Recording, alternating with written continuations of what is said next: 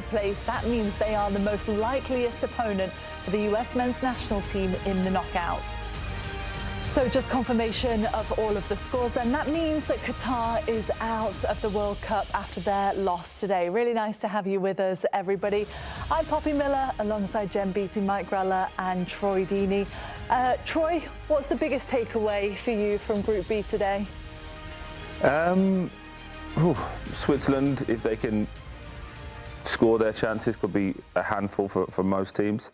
But they will always leave you with a chance. And honestly, Canada can only play one way.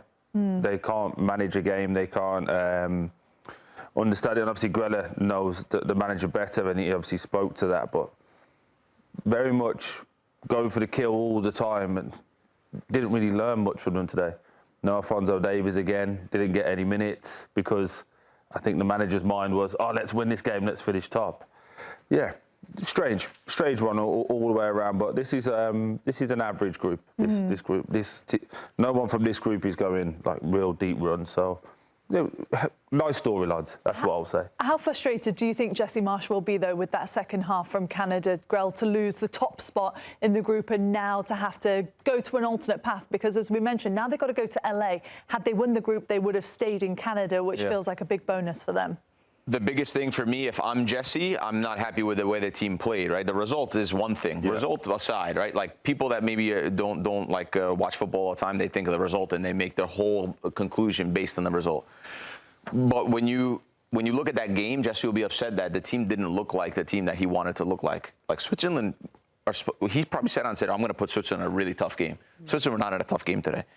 And they played on home soil. Sorry, Jen. And then they played on home soil, and they conceded goals because the pressure was not there.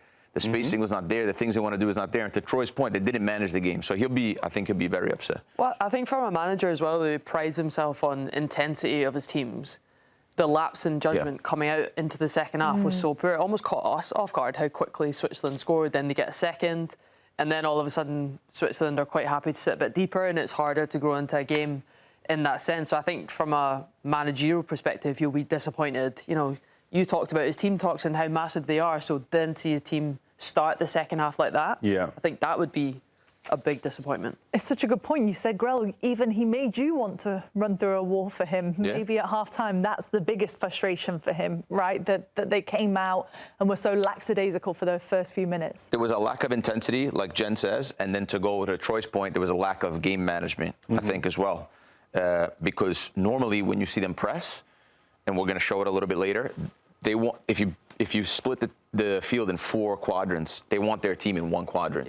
Because that makes it where the ball is, obviously in the strong side. That makes it so difficult for the opponent. They didn't do that today. They played sort of, kind of wanted to press, kind of didn't want to press. That's where the goals came from as well. So from a management perspective, I think it looked that way because they 0-0. You know, we're top of the group. If we don't concede, kind of let's just float around and see what happens. Not, decisive in what they wanted to do and how they wanted to do it.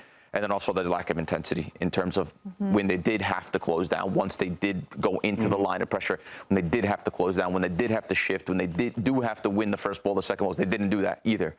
So that's why I think Jesse they'll qualify, so he'll be happy for that because it's more history for them. But also, I don't think that's what he envisioned what he envisioned Canada to look like under him. And also the other part to that is, again, naturally as a striker, you look at it, Jen, you would look at defending, that's where your eyes go. Both centre forwards, their lack of intensity with the pressure will be what Jesse Marsch will be really disappointed with because they were waiting, and you do have to wait sometimes and pick your moments, but there's a trigger, there's always a trigger. Whether it goes to the right back, whether it goes from the right back to the centre back, there's one thing they would have worked on, and you should see a definitive bang, that's what they worked on. For a whole game, you're like, I don't know, they were just waiting, they were waiting. And then all the changes came in, and that's a positive he'll take from it, that the changes came in. By the way, what a goal they scored. The goal was an unbelievable goal. Ball over the top, wonderfully brought down from Buchanan, hits it on the half volley across, and Promise Davis with a flying volley into the back of the net. And you're like, whoa, okay, maybe we're going to see a little bit more. And then it went straight back into the same pattern. And while you're disappointed, they've got a squad, they're through. I think the positives will outweigh it. But when you have a game like this, you want to come out of it either you've got so much from it from the squad players are in, the injured players are now starting to get back fit. don't matter about the result because we lost. But when you play your strongest team and you're going out to win and then you lose and have a poor performance, this next week just becomes, what if? And it becomes a bit of a sour note around the whole place, doesn't it? On the other hand, I suppose all the negatives that we're saying for Canada, here's just a reminder of the standings, because Switzerland are at the top now of the group, and that forges a path forward that on paper, Jen, is a lot more favourable, and they played really well in the second half, exploiting these mistakes from Canada. They did. I said it earlier, I think they came out into the second half and the intensity caught Canada off guard. I think they knew they could hit them in behind and went forward in their transitions really, really well. Caught Canada off guard really defensively. They looked out of shape and they attacked this where the space was and were smart with it, and then were much more comfortable getting a couple of goals, before 60 minutes. That's any team's dream. 2-0's always a difficult scoreline to defend, and obviously Canada got a goal back, but I thought they defended pretty well to just see the game out and to finish in a top situation. Obviously, Troy said it's not the most competitive group, but still top of the group. They'll be really, really pleased with it. Yeah, not the most competitive group. How far can you see Switzerland going, Grell? Or at this point, once you've made it through the group, does it all depend on how the path looks and who you're going to come up against? Switzerland is another team that rolled Italy in the last Euro, if I'm not mistaken. It feels to me that every year, at least for the last 10 years, they look like they take a step forward in the right direction. They start having players in really big teams in really big moments, and Doy is one of them as well. By the way, they had a lot of their top players on the bench today. Yeah. I think that's important to know too. So those guys will be playing. They'll get better. They're organized. They're comfortable on the ball. I don't know about that, Sorry, just to interrupt you, because Ndoye's been great between the boxes, but not in the final third. Yeah, but that's his MO though. Yeah, but the two guys who come in both scored today. So while he is clearly their best winger, if you're not scoring, not producing, And they were clinical. exactly. Yeah. Sorry to interrupt you. No. It's good. It's a good point. But Ndoye's always been that guy. He's always been the guy that's like, wow, if he could just score 10 goals, he would be like a $100 million player. But he doesn't. So, but anyway, back to Switzerland. I think very good team that has a lot of good tools. If they can be more clinical in both boxes, and if they can maybe play, like I said earlier, at a higher tempo, then. Because they made Canada look very average today in Canada, and I think Canada are better than people think. So, good job today. As currently constructed, they will play Belgium. Well, who would you fancy in that game? That's an interesting matchup, isn't it? It is, because normally, again, on paper, you'd say Belgium got better players, but we haven't seen them wake up once.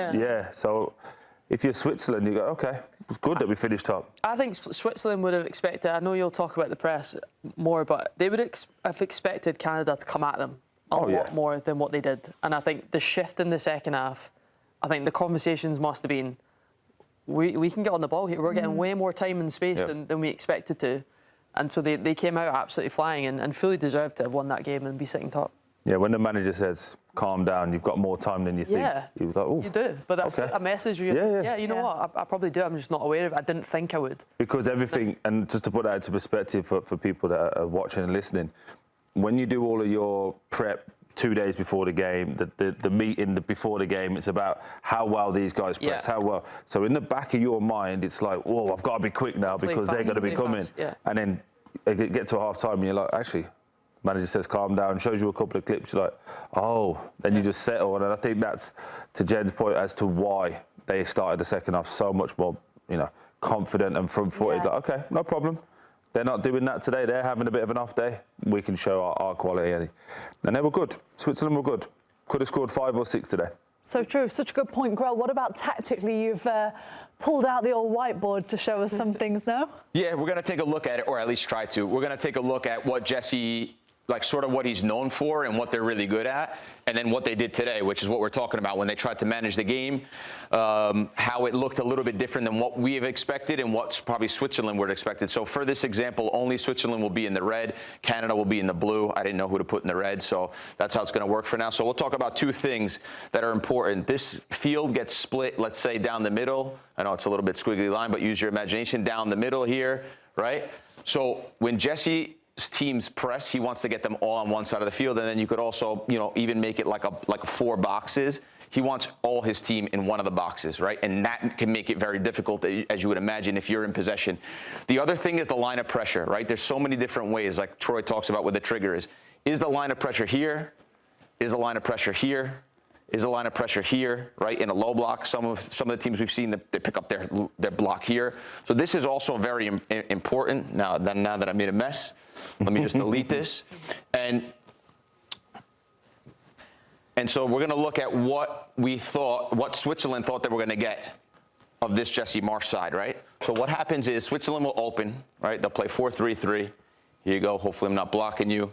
And Jesse's team was in a 4-4-2. So here we go. This is what it looked like. Now, once the ball comes from the goalkeeper, comes out here, what normally you would see under Jesse is you would see the line of pressure very high. You would see striker would come here, man mark here.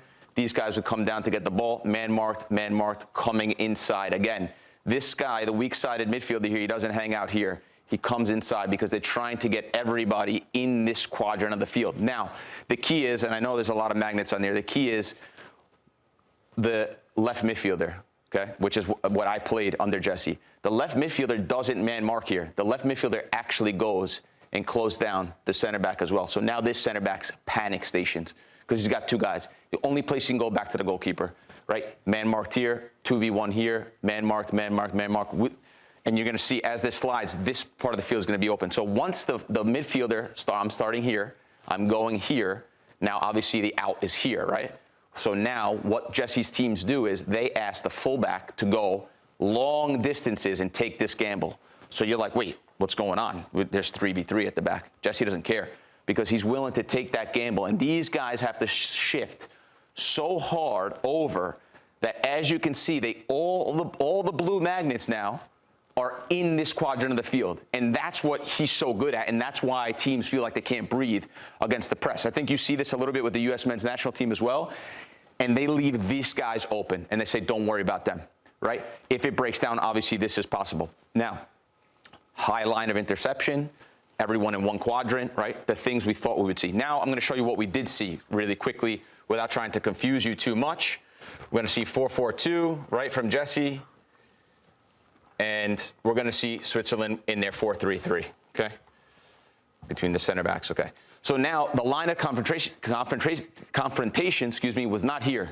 The line started here because he tried to manage the game, because he tried to manage the moments. And what would happen is he would come up with the ball here, right? Okay, Switzerland's in red, just so you know.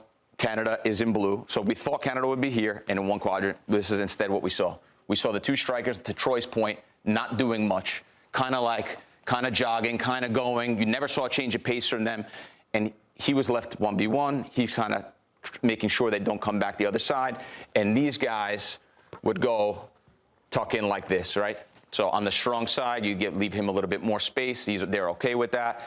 And what happened was, instead of this left midfielder, who I used to be here, going to close him down and being risky, his job was just to worry about the fullback, right? And some of the numbers in the midfield. So he would stay compact. This line would stay compact. But the problem was, and it happened on the first goal, go back and watch it, as he gets out here and gets under a little bit of pressure, this ball, one simple pass, was beating two lines of pressure. It was beating the front line and this line because they were not doing anything. They were not pressing, and they were not in a low block. They were just sort of in this mid block, and there was a lot of spaces between them.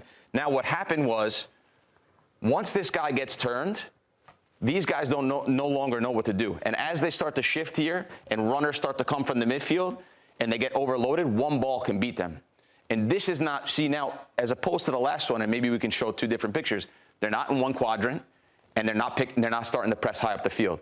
So once they're spread like this and you find space between this line, all of a sudden Canada and Jesse Marsch's system becomes very average. And I think that's what we saw throughout the 90 minutes, was that it was a pretty average performance, average press. It was not what we advertised it to be, that they were going to be in a difficult game, because Jesse tried to manage it, and I don't know if that's his strength. I don't think it's his strength. That was a really interesting breakdown. Just by the way, was it one player in particular that the shift wasn't happening for, or do you think collectively it just wasn't working for Canada today? I think that when they pressed the ball, the left midfielder or the right midfielder, doesn't matter, they were staying at home. So normally they'll go and close the center back as well, which makes the fullback, your fullback, go fly up the field as well. But because he was staying at home, they were kind of just in this, like, No man's Yeah. land. No man's land. They're not going, and they were not. But what that also does is, when they send the extra midfielder, it's meant to speed the person up on the ball. Correct. So that when the person on the ball has it, it's like quick, quick, quick, and that's where the mistakes come. Okay, really interesting. So not a great day for Canada, but it was a very good day for Bosnia and Herzegovina. We're going to talk more about them here on Golazo Matchday 48 Nations next. At the start of every year, I find myself wondering again, constantly questioning life's mysteries. Could I make it in the UFC octagon? When Jeff Probst asks survivors, ready? Do they ever want to say no? Has Dexter ever considered meditation? Will Beth and Rip make it last on the new series Dutton Ranch? If not, Rip, call me. Stream new series and returning favorites, plus huge events. It's going to be the biggest year yet. Welcome to the Running Man. The rules are simple. Survive 30 days. With the entire nation hunting you down. The grand prize, $1 billion. Win this game. Change your family's life forever. Hunt him down! People will sell you out in a heartbeat. What is happening? Welcome to the Running Man. I'm back. I'm really back. Why am I here? I'm not dead, right? Disruption on this campus will not be tolerated. If I look crazy, it's because that's how I feel. I don't know how to live in two worlds. There are others. But they're not like us. We need to get out of here now. Open your eyes. Paramount Plus has a mountain of movies. Wow. New movies. Timeless movies. Guys who are running out of time movies. So get in on the latest blockbusters. Trust me. And relive the moments that get you every time. And that's all I have to say about that. A mountain of movies, now streaming on Paramount Plus. This is European soccer's biggest stage. Written in the stars! What a difference she has made! The question is, can you handle it? Can you handle it? The crowd here feels electric. Stream every match of the UEFA Women's Champions League on Paramount Plus. I lost my dad in my aunt. What aren't you telling me?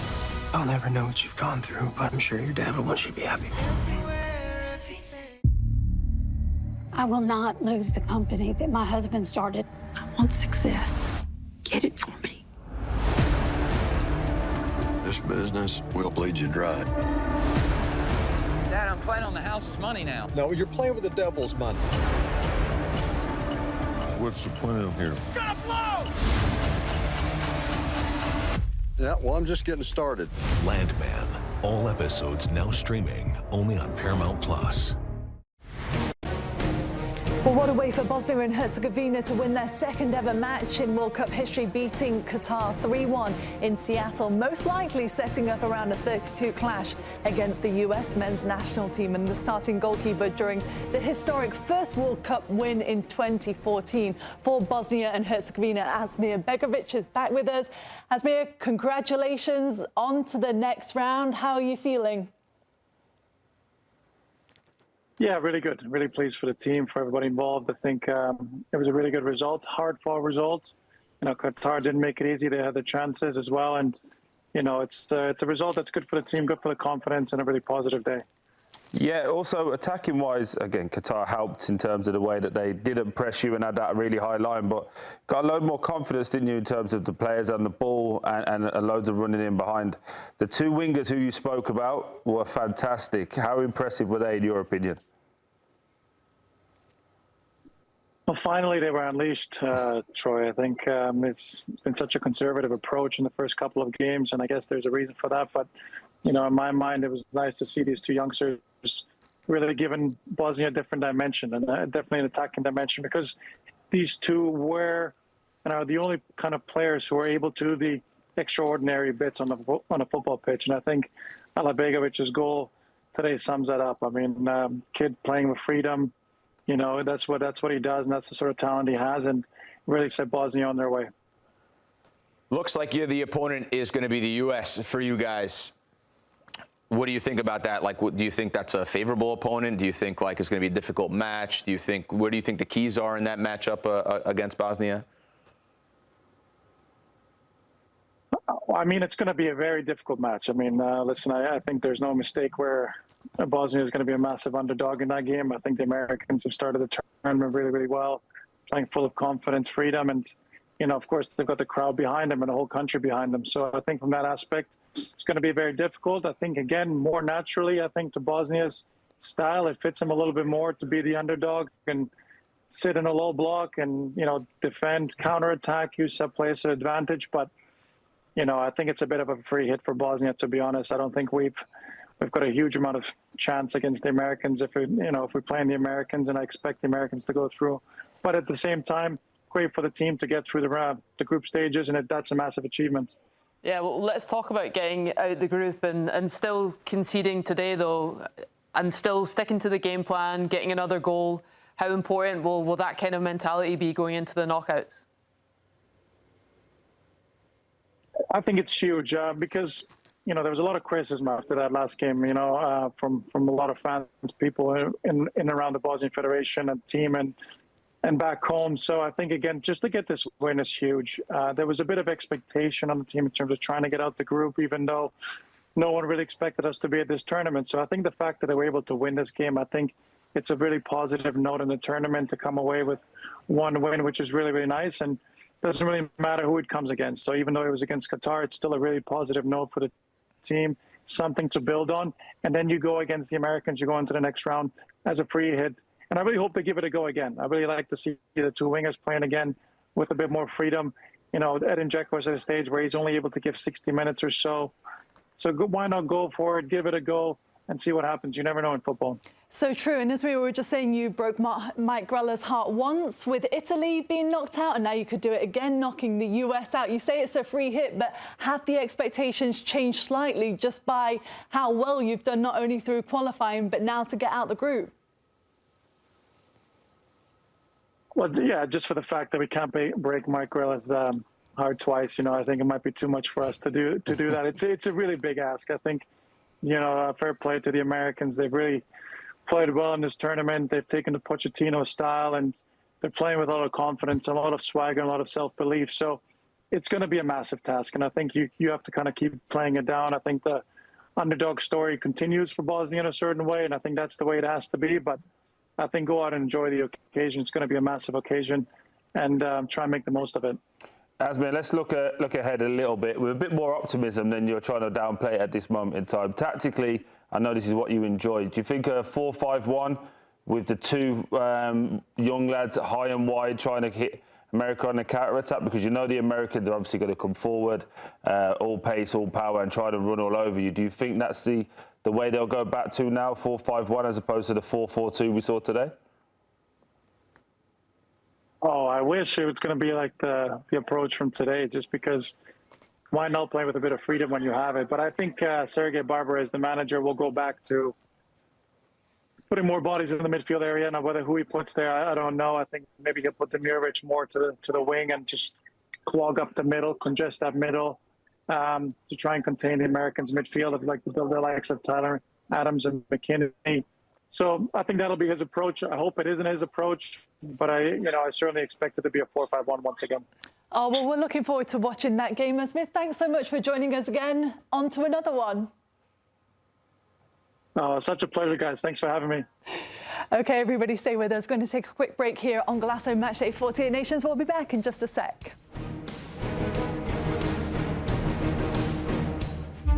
At the start of every year, I find myself wondering again, constantly questioning life's mysteries.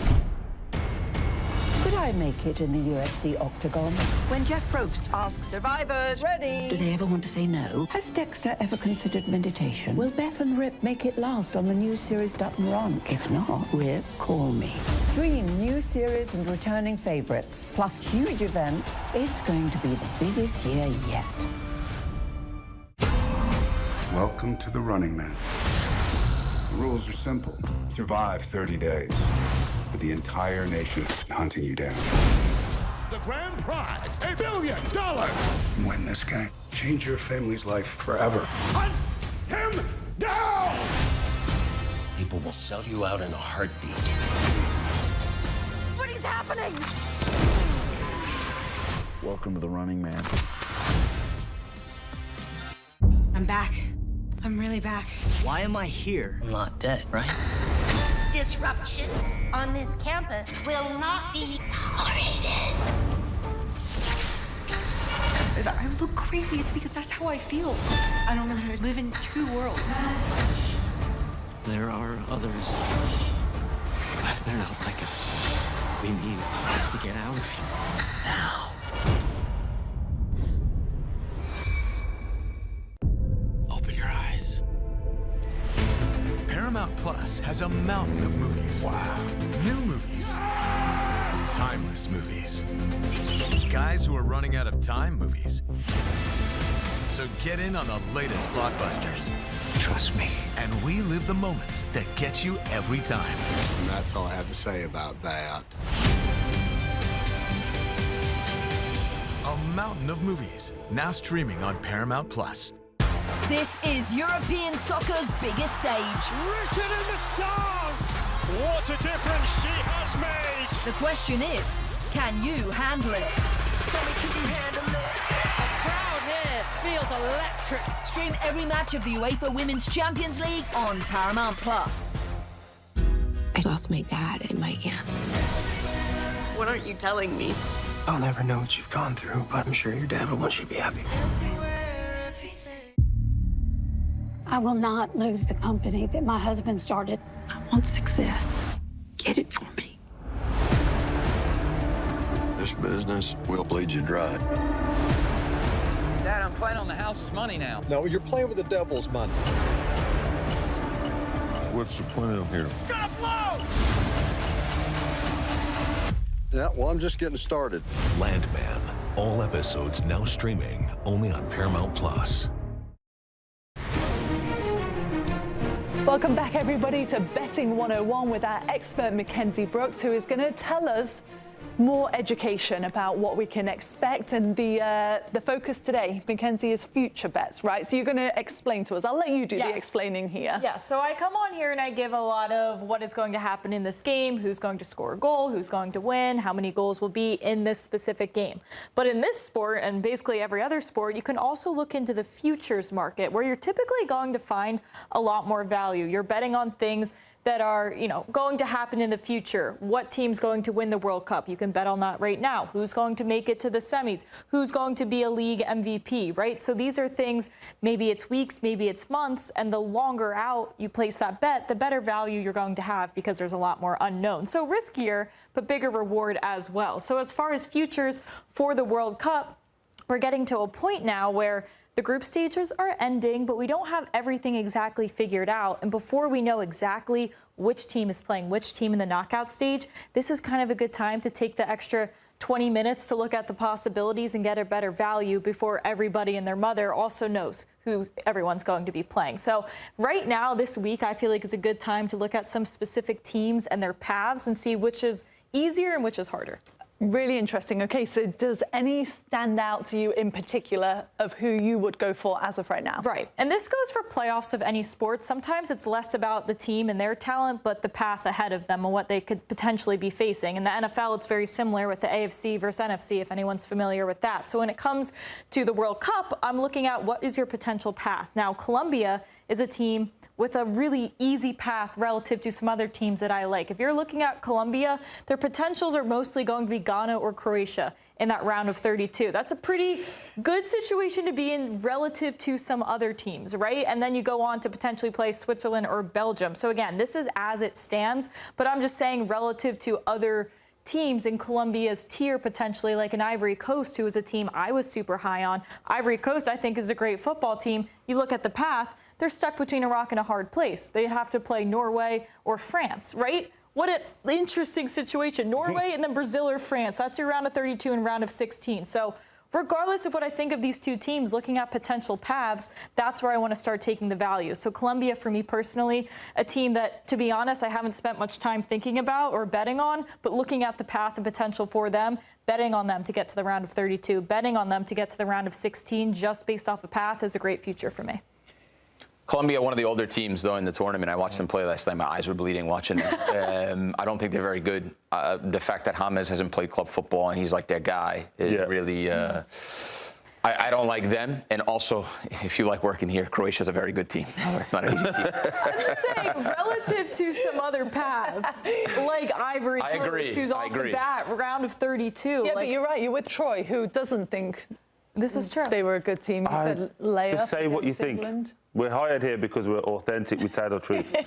Croatia, not very good. You know what is interesting? They'll come again. They'll have another time. Luka Modric has played 200 games. 200 international games. No, not 200 games. 200 international games. Know how hard that is. He's been around for a while.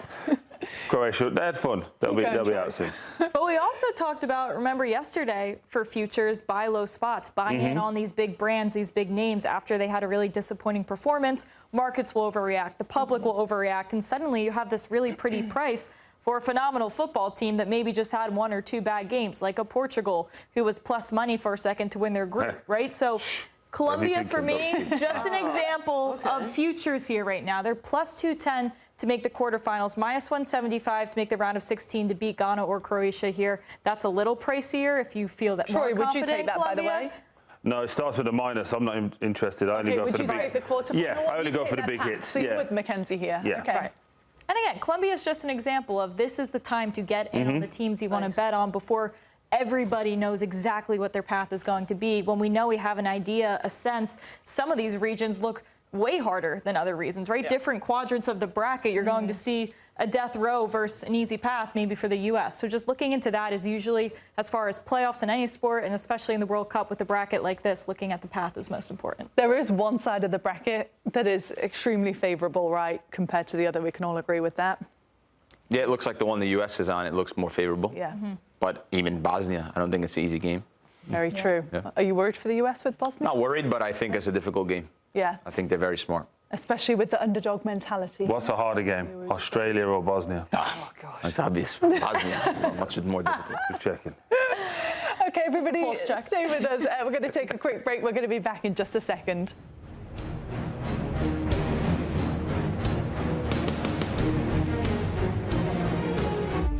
At the start of every year, I find myself wondering again, constantly questioning life's mysteries.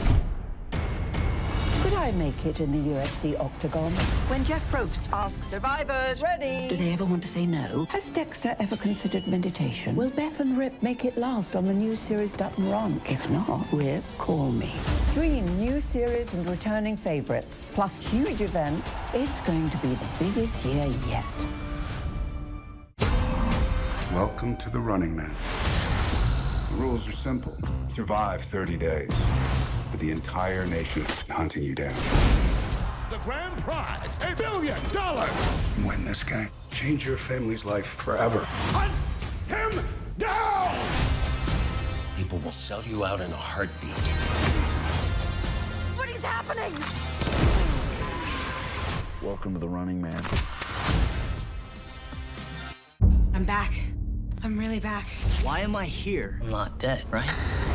Disruption on this campus will not be tolerated. If I look crazy, it's because that's how I feel. I don't know how to live in 2 worlds. There are others. But they're not like us. We need to get out of here. Now. Open your eyes.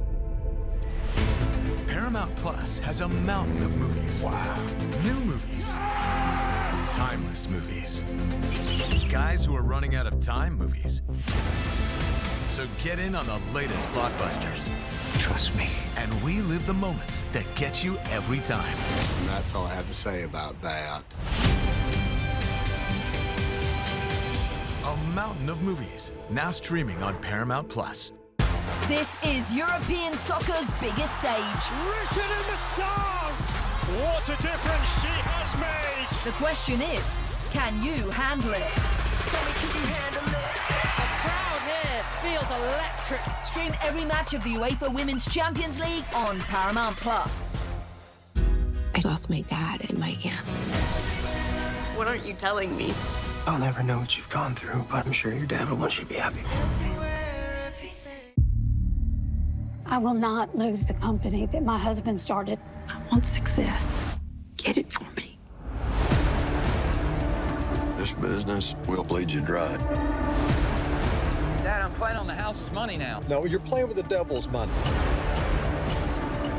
What's the plan here? Gonna blow! Yeah, well, I'm just getting started. Landman. All episodes now streaming only on Paramount Plus. So Brazil, Morocco and even Scotland enter their final group stage match with a path for qualifying for the round of 32 as Group C winners. But it's all going to be determined over the next 90 minutes with plenty of scoreboard watching happening. So just a reminder, the two matches that's coming up in Group C to look forward to. It's Morocco against Haiti and Scotland against Brazil from Miami, both of which kicking off at 6 o'clock Eastern. The odds to win the group as are right now. Reminder, this is how things stand. Is this a remix? Sorry, this is the standings, but the odds to win was what I was trying to say is the same. It falls in the same category, so it's Brazil, Morocco, then Scotland, and Brazil's at the top, as you can see, as the favourites to win the group, equal on 4 points with Morocco. So let's have a look at the odds. This is what I was trying to say. Brazil at -230, Morocco +180, and Scotland minus 1,500. Is this a disrespect, Jen, or is this pretty? It feels like it, but it's that number's for a reason. So I like that Morocco number. There's still a chance. Where's Haiti? Haiti is mathematically impossible. Listen, I was so happy to welcome all these teams and their storylines, and now I'll be the first one to say, put your seatbelt on, see you later. See you later. We're going around to 32 soon. I had enough storylines. Playtime's over. Gotta play some football, too. Okay, talking of playing football, what about Morocco? Let's talk about their attack for a second. Would you, Troy? You actually That's like for them to win the group. Yeah, to win the group today. I'll take that bet. I think they can score more goals than Brazil can in this game as well. Scotland are going to be very difficult to beat, 4-5-1, real low block and try and hit on the counter-attack. Haiti are out, they're here for a good time, as Grella alluded to. Morocco can really put 4 or 5 goals past them and just make that goal difference finish top. So I'll take that, plus 180. And also, Brazil, let's say Morocco, it looks like they're going to win the game against Haiti, huge favorites. I'm not so sure about Brazil getting all 3 points in the game from what I've seen. From what I've seen so far. So, how many Scotland games you watched? Couple. Enough. Watch a couple. Enough. Yeah, no. Enough to see. TikToks of the fans. I'll tell you what. I've watched less of Scotland, more of Brazil, but I haven't been impressed with Brazil. No, I agree with that. But Scotland have to, at some point, have to put something forward. They have to try and, because they can't go into this game. I know they will, Jen. And again, don't know if you know this, English and the Scottish don't get on great. But Scotland at some point have to try and put something forward up the pitch for Brazil to worry about. And that's where, in my opinion, they fell short against Haiti. They got the first goal, then they were like confused, like, oh, should we go score more or should we try and hold back? And in this game, they just don't want to get beat heavy. So if you don't want to get beat heavy, you have to go on the front foot a little bit. And that's where I'm just a little bit concerned there that Brazil can pick them off. No, same worries. Like, you can play a low block all you want, but there's a big difference of being aggressive within that and completely collapsing. 100%. And it just being attack after attack. 100%. And that's not what anyone needs. What about the odds then, Mackenzie? What would you go for the best bets that we'll see this evening?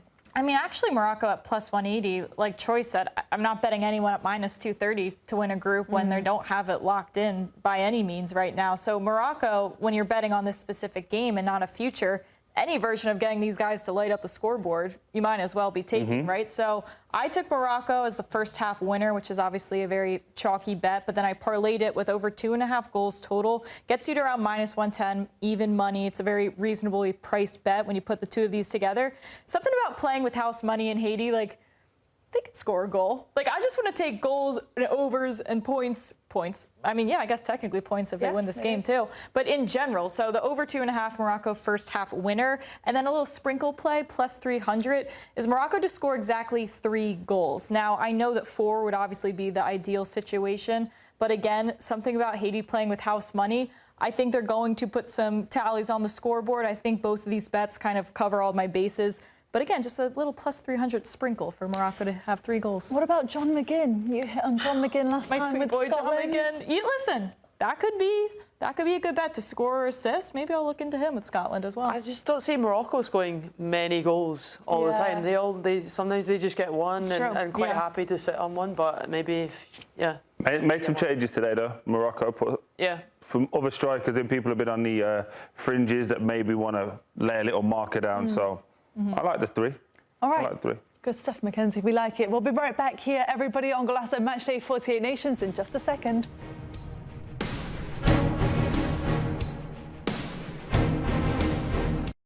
At the start of every year, I find myself wondering again, constantly questioning life's mysteries. Could I make it in the UFC octagon? When Jeff Probst asks survivors, ready? Do they ever want to say no? Has Dexter ever considered meditation? Will Beth and Rip make it last on the new series Dutton Ranch? If not, Rip, call me. Stream new series and returning favorites, plus huge events. It's going to be the biggest year yet. Welcome to the Running Man. The rules are simple. Survive 30 days. But the entire nation hunting you down. The grand prize, $1 billion. Win this game. Change your family's life forever. Hunt him down! People will sell you out in a heartbeat. What is happening? Welcome to the Running Man. I'm back. I'm really back. Why am I here? I'm not dead, right? Disruption on this campus will not be tolerated. I look crazy. It's because that's how I feel. I don't know how to live in 2 worlds. There are others. But they're not like us. We need to get out of here now. Open your eyes. Paramount Plus has a mountain of movies. Wow. New movies. Timeless movies. Guys who are running out of time movies. So get in on the latest blockbusters.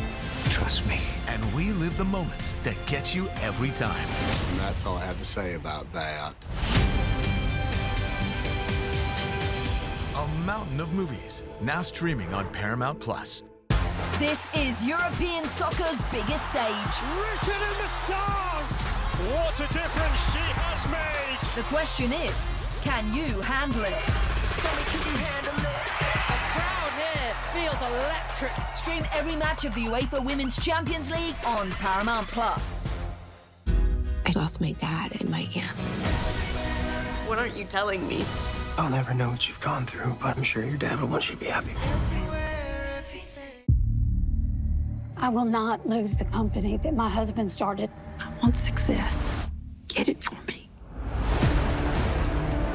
This business will bleed you dry. Dad, I'm playing on the house's money now. No, you're playing with the devil's money. What's the plan here? Gonna blow! Yeah, well, I'm just getting started. Landman. All episodes now streaming only on Paramount Plus. So the Tartan Army, they've taken over a city like they did with Boston, but their opponents, Brazil, will have their loyal supporters donned in yellow at the Hard Rock Stadium for this pivotal Group C match. Let's have a look at the team who's starting with Brazil. How do you rate this, Troy? Yeah, everything that we said, it's basically the same team that started against Haiti, other than obviously the injury to Rafinha, with Ryan going in on that right-hand side, young, talented player for Bournemouth. It's only his 2nd or 3rd appearance for the national team, but just looks like he's been there his whole time. Drives at people. Vinicius Jr. obviously is the main man of this team, and they will go down that left-hand side. Cunha with a couple of goals for Man United. Qatar for me needs to do a little bit more. and then Casemiro and Bruno Guimaraes have to dictate the game. If they don't dictate this game, then actually give Scotland a helping hand, because that's where Scotland are strongest. Neymar on the bench is obviously a huge talking point. It's great to see him back playing. I think even the president of the country will be happy to see him playing as well. Endrick and Martinelli, Igor Tudor, Thiago, excuse me, have nothing but quality on the bench. So, real strong team, one that wants to get the job done and finish top of the group. And what about Scotland on the other hand, Jen? They got a tough ask tonight, haven't they? I'm starting to get a little bit nervous now seeing that team. But yeah, look, they'll definitely sit in a 4-5-1. I think seeing McKenna in the back line, back fit is good news. Obviously, Hanley drops to the bench. I just think from a pace perspective, that just adds more to Scotland. Ferguson, for me, has been one of the best players for Scotland this entire tournament, sitting in front of the back four in the midfield. He just breaks down the play really well. Again, talked about when you sit in a low block, you still need to be aggressive, and I think he's been so good at that, at breaking up the play. McTominay, I think, will try and get as close to possible with Shankland. Shankland's there to hold up the ball. A little bit surprised to maybe see Dykes on the bench, because I think he's been really good at that, so I wouldn't be surprised to see him come onto the pitch and have a bit of an influence. But Gannon Doak, for me, he's your pace. I think if Scotland are going to have any outlet, it's going to be on that right-hand side. And Kenny McLean, look, he's in the team today, and he's been impressive for me coming off the bench, just tidy on the ball. Would you expect to see McLean where McGinn is and McGinn where McLean is on that? Say that one more time. Would you expect to see McLean as a holding midfielder and McGinn as a left? Yeah, they would be switched for me. Okay. I would see McGinn out on the left and Robertson trying to get high where and when he can, but he's the protector in that back line, and obviously so much experience. So we'll see. I'm getting excited now, but that is a strong Brazil team as well. You played for Scotland, Jen. Obviously, you absolutely love this country. Some of what it would mean to Scotland to advance out of the group, because everybody's seen the fans, everybody's seen the enjoyment, but for this to be their first time potentially out the group stages is incredible. Huge. I mean, yeah, put it into words. I think for us to even be at a World Cup for the first time since '98 for the men's team, that was emotional in itself. So seeing the Tartan Army do what they've done and support the team, it would be absolutely massive. It would be one of the best experiences me now as a fan watching them and get to that point, and I'd be buying my ticket as soon as possible and trying to get to that game, let's be honest. And to get a draw result against Brazil, iconic fixture, so much history behind it. I can't wait. This has got to be one of the best games of the group stage, hasn't it? Two of the most well-supported teams in the US, in Miami at the Hard Rock Stadium. We talked about Neymar as well, Grell, what he means to the team. I think so many fans just want to see him feature tonight, right? Come off the bench. Yeah, he's one of the world's, or was one of the world's best players. What he can do with a football was always incredible. I think he's kind of like the fantasy story, right? Like the, you know, maybe not the number one. It's like almost like you feel like you need to have him there. I think Ancelotti made the right decision to bring him. I think he's a special player. Obviously, the injury didn't help, but we'll see if he can add something tonight. One of the world's most exciting players, whether he's in form or out of form. Just thinking about this game in particular tonight, though, is there's another format flaw that I noticed is, like, you know what's a shame for Scotland tonight is that they could get in with 3 points, but they could also be knocked out with 3 points based on goal difference. But the teams or the groups that will play on the final day will know what they need to go through, and Scotland doesn't know tonight. So Scotland might be in a 1-1, they might be losing the game 1-0, hopefully not for your sake, and for Scotland's sake, but they might be losing 1-0, and that could have been enough to get them through instead of them going for the draw. So true. And where they concede on the counter or something like that. So, yeah, that's why I hate to see third place teams just going through, because at least when you played with the other way, then you knew what you needed to go through on the day. So they're going into the final match day and not knowing what they need. I think that's a little tricky. But just take it back to the Neymar piece of this. Obviously, historically great player, all of that fun stuff. I also think there's one big key to this, because everyone want to talk about Ancelotti had to take him the noise. Do you remember how big Neymar was maybe 4 or 5 months ago? Looked physically big and out of shape. And then obviously Ancelotti's spoken to him. The conditioning that this guy's put himself through just to show that he wants to be at the World Cup. I think there's a little special element there that if he obviously gets a few minutes, comes through okay, as this just plays a little bit longer into the tournament. We spoke about Ronaldo, we spoke about Messi, we spoke about Modric, all of these people that have had historical careers. No one's speaking about Neymar. Neymar might be in a position to go, hey, this is my World Cup, and could take over. It could be that little X factor. So just something to keep an eye on. It's been a really emotional journey as well, hasn't it? As to your point, him even finding out that he was called up to the World Cup, he was in tears. So, yeah, loads to look forward to with that match. We're going to be back in just a second.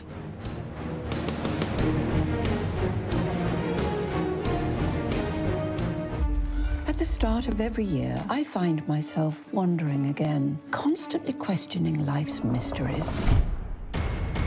Could I make it in the UFC octagon? When Jeff Probst asks survivors, ready? Do they ever want to say no? Has Dexter ever considered meditation? Will Beth and Rip make it last on the new series Dutton Ranch? If not, Rip, call me. Stream new series and returning favorites, plus huge events. It's going to be the biggest year yet. Welcome to the Running Man. The rules are simple. Survive 30 days. But the entire nation is hunting you down. The grand prize, $1 billion. Win this game. Change your family's life forever. Hunt him down! People will sell you out in a heartbeat. What is happening? Welcome to the Running Man. I'm back. I'm really back. Why am I here? I'm not dead, right? Disruption on this campus will not be tolerated. If I look crazy, it's because that's how I feel. I don't know how to live in two worlds. There are others. But they're not like us. We need to get out of here. Now. Open your eyes. Paramount Plus has a mountain of movies. Wow. New movies. Timeless movies. Guys who are running out of time movies. So get in on the latest blockbusters. Trust me. And relive the moments that get you every time. And that's all I have to say about that. A mountain of movies, now streaming on Paramount Plus. This is European soccer's biggest stage. Written in the stars! What a difference she has made! The question is, can you handle it? Tell me, can you handle it? The crowd here feels electric. Stream every match of the UEFA Women's Champions League on Paramount Plus. I lost my dad and my aunt. What aren't you telling me? I'll never know what you've gone through, but I'm sure your dad will want you to be happy. I will not lose the company that my husband started. I want success. Get it for me. This business will bleed you dry. Dad, I'm playing on the house's money now. No, you're playing with the devil's money. What's the plan here? Gotta blow! Yeah, well, I'm just getting started. Landman. All episodes now streaming only on Paramount Plus. Qatar midfielder Asim Madibo has been handed a 5-match suspension by FIFA after his June 18th red card for serious foul play that resulted in a broken leg for Canada's Ismail Kone, which required surgery, ruling him out of the tournament. The first match was served on Wednesday against Bosnia and Herzegovina and will be carried over to Qatar's next official matches. The suspension is subject to appeal. And for more, let's welcome in our rules expert, Christina Unkel. Christina, what do you think to this suspension? I just quite blatantly going to say this is just unacceptable. A suspension of 5 games is just unnecessary. It's really, really frustrating. I'm, as you can see, already worked up about it because the play in and of itself was serious foul play. So he's playing the ball. He's attempting to play the ball in a fair manner. Many of us saw it, right? It was Canadian player Conan. You see the challenge, and you're even arguing whether it's a yellow or a red card. It's just a really unfortunate incident. But to say you're going to elevate something from a serious foul play 1-game suspension, which is naturally, which is what is expected, to go to the level of a 5-game suspension, which, let me inform you, violent conduct, which is not attempting to play the ball, is typically 3-game suspension, is just incredibly excessive. And I get it. We all feel for Kone. Like, we all understand the situation. But at the end of the day, for the FIFA disciplinary committee, and like I said, like you said, I'm glad that there's an appeal process to this. But to jump and escalate it to a 5-game suspension, there needs to be a rationale to when you come out and you make these decisions to say 5-game as to why you're giving a 5-game suspension. Because at the end of the day, you're setting a really unrealistic precedent that is, one, not rooted in facts and is more rooted in emotion versus what actually happened and occurred on the field. And at the end of the day, you're really, now the crime truly does, or the punishment truly is not fitting the crime. So that's where I sit with it. Really hope that they appeal this. The Qatar Federation appeals it. I think they will be successful if they appeal this. Yeah, Christina, just on that as well, because you're absolutely right. In real time, I thought that's a bit harsh. Maybe it's not even a yellow, but you know, you're saying maybe yellow or red, and that's fine. I just wonder whether they're giving this just based on the injury itself. Do you know what I mean? Just because the injury was horrific, we haven't seen that in a long time, those types of injuries. Do they just go, bad injury, we have to make a stance? And why is there no real thought process into that? Because I haven't seen anything negative from the Canadian player himself, the Canadian press, or even the Canadian manager about how that was a bad play. Everyone's been saying it's unfortunate. Yeah, I'm just going to chalk it up to being irresponsible. Like I said, I have some pretty harsh words for how this came out, but it's not going along due process. It's not taking into consideration actually what occurred. And to your point, yes, I understand, and we all understand, right? You know, 2 different fragment injuries on that leg that were broken. But back again, if you take a look at that play and you take a look at it and you're like, okay, definitely a yellow card. We can debate that another day. But now on the field, and to remind everyone the process, VAR didn't recommend red card. The officials on the field changed their decision from yellow card to red card on the field itself. Then VAR checked it and said check complete. So that is where there's a very exceptional line when you do have a horrific injury like that, where maybe you have yellow and your only argument for not red is there's not force or there's not speed.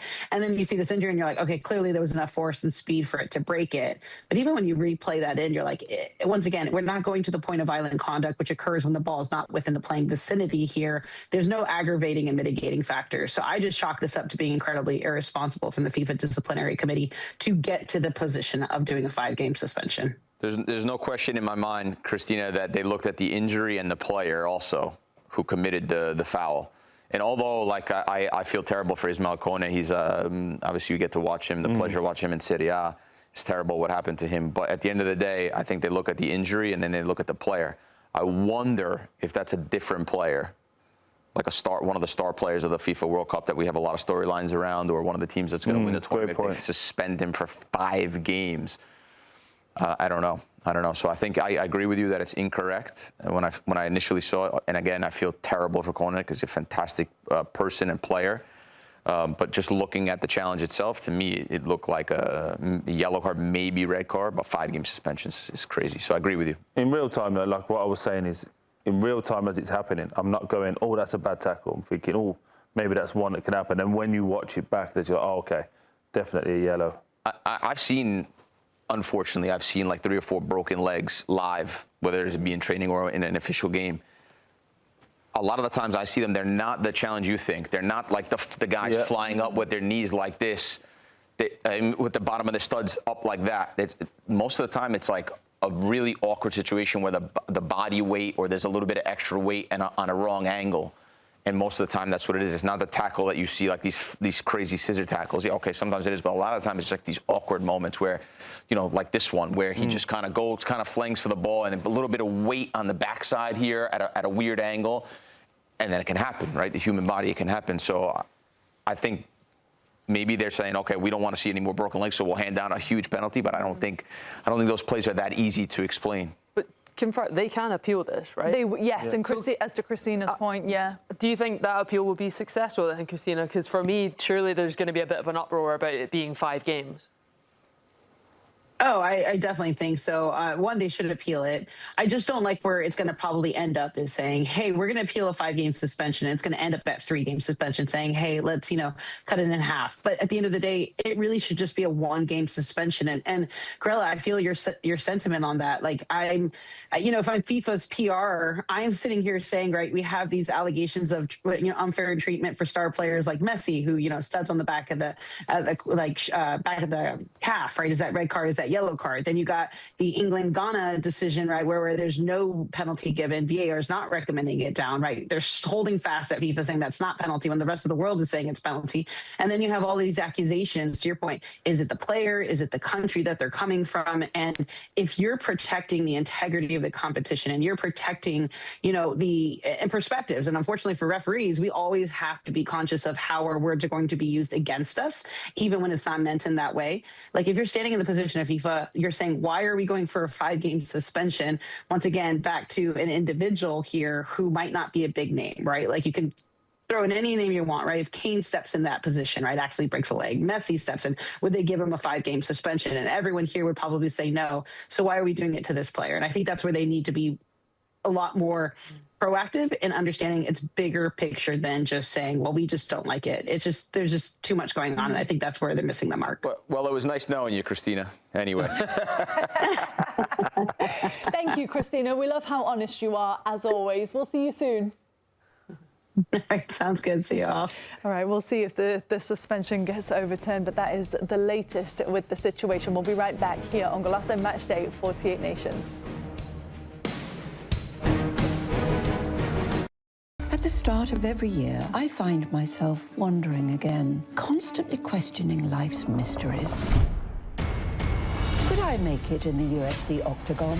When Jeff Probst asks survivors, ready? Do they ever want to say no? Has Dexter ever considered meditation? Will Beth and Rip make it last on the new series Dutton Ranch? If not, Rip, call me. Stream new series and returning favorites, plus huge events. It's going to be the biggest year yet. Welcome to the Running Man. The rules are simple. Survive 30 days. But the entire nation is hunting you down. The grand prize, $1 billion.